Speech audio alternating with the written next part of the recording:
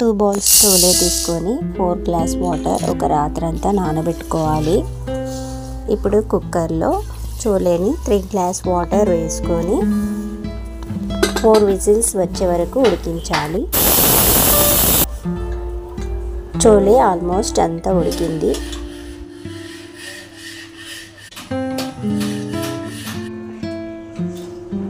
Three spoons oil వేసుకోవాలి. జీలకర్ర, onions brown వచ్చే వరకు వేపుకోవాలి.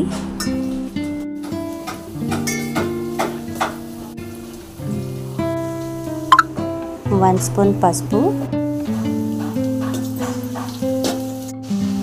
1 స్పూన్ సాల్ట్, 4 కట్ చేసిన టమాటా ముక్కలు వేసి కలపాలి. 2 స్పూన్స్ కారం పొడి,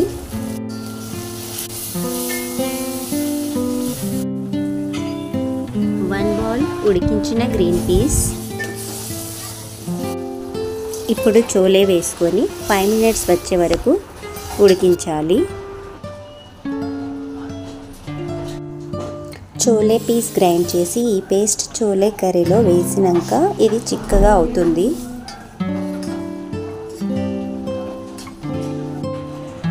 ఉడికించిన చోలే వాటర్ 1 గ్లాస్ వేసి 2 మినిట్స్ ఉడికించాలి. 1 స్పూన్ చోలే మసాలా,